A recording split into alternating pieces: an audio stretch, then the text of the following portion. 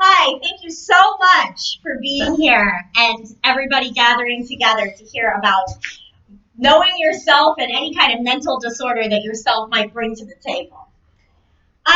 So have you all ever met an individual that was super delusional and that you just didn't understand? Yeah. Yes, myself and everybody in this room probably. I know for those of you who know me, you're probably thinking, why would you be talking about this? Well, that's what I'm interested in, and it's freer for me to learn about this and bring it to y'all than us all going to therapy.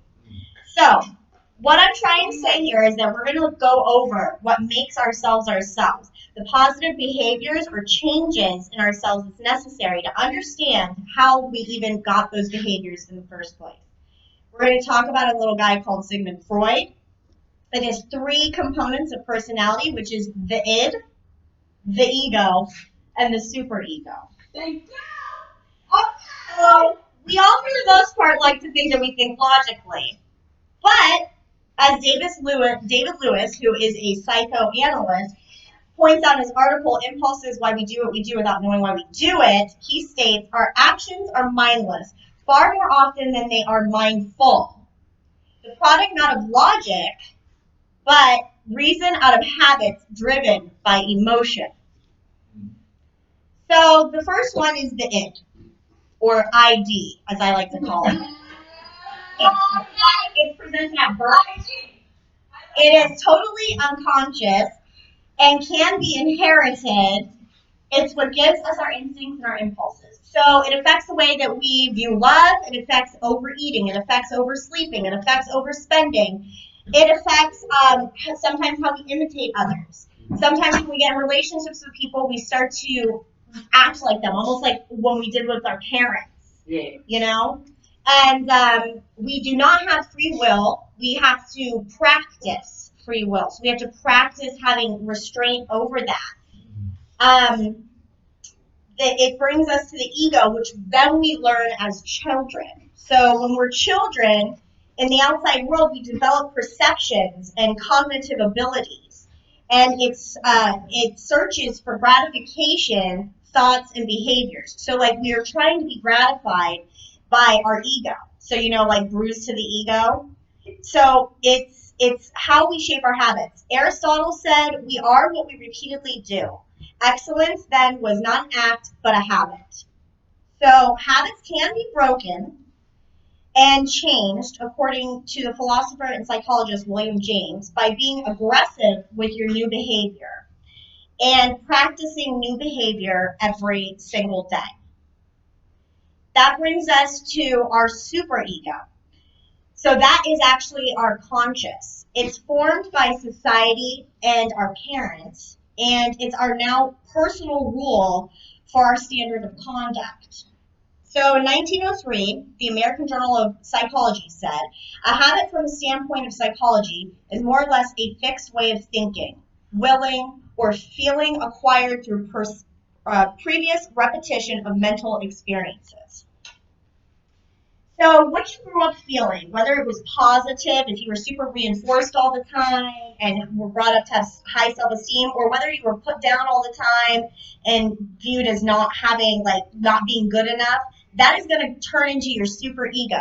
So when people are being super hard on you, it's because they hold themselves to a standard. Don't take it personally. And you're matching that.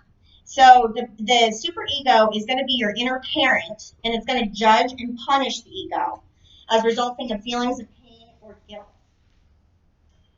There is always going to be problems with all of these things because you're going to have to deal with the pressures of reality.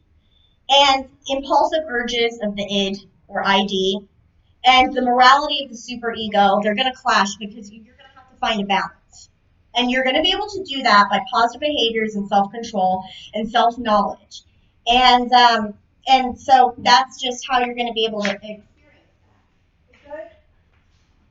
A little couple pictures that I brought out to show you is this awesome. This man, he was homeless, addicted to drugs, and it was affecting his brain and mental capacity. He ran into his childhood.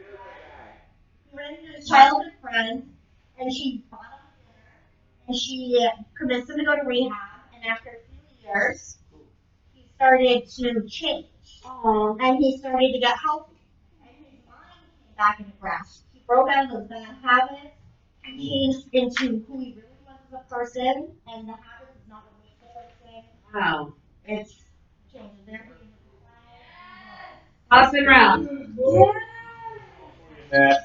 And that is all, folks. Oh, I didn't want to go to that one.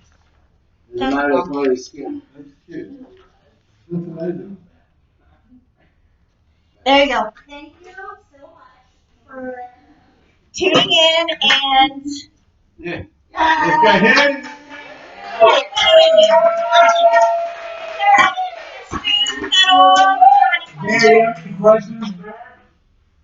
Any questions, comments?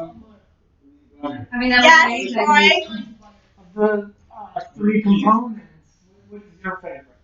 I personally like to live in the id, but it's also scary when you're in there. I also thought about Matt with the superego. I don't believe he has one. No, there's no inner parent there whatsoever. Super ego. Yeah. That's what Beck knows. Yeah. Do you agree with Sigmund Freud? I have a mixture between that and Carl Jung. I have a mixture between both of those. I think that not everything is viewed as childhood. Some of it is just related experiences, which is kind of what brought into this, that you can change through different experiences. Well spoken. All right. Thank you so much. Perfect. It's happening.